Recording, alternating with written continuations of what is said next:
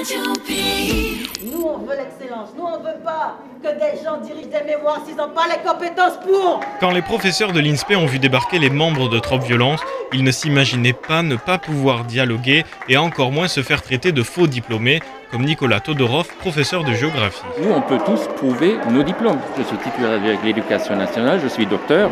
Apprendre de la part de personnes qu'on est faux diplômés, c'est quand même étrange. Pour sa consoeur Anne-Marie Vigues, agrégée docteur en lettres et responsable du master de lettres modernes, cette mobilisation est un énorme coup de communication contre la grève des profs, montée directement par la directrice de l'INSPE, dont elle réclame le départ. On dévie le problème.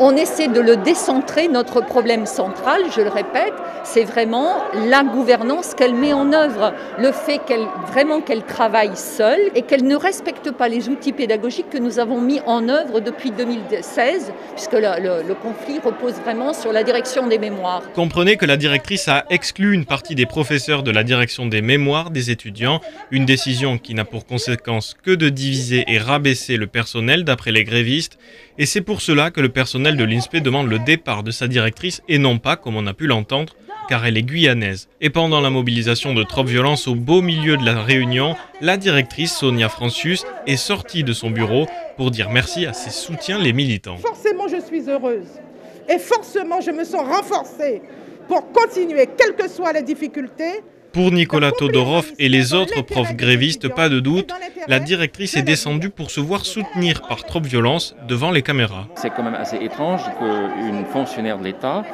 fasse intervenir des personnes étrangères à l'université pour briser un mouvement de grève, alors que le droit de grève est un droit acquis au XIXe siècle. Et ce droit, les professeurs comptent bien l'exercer encore.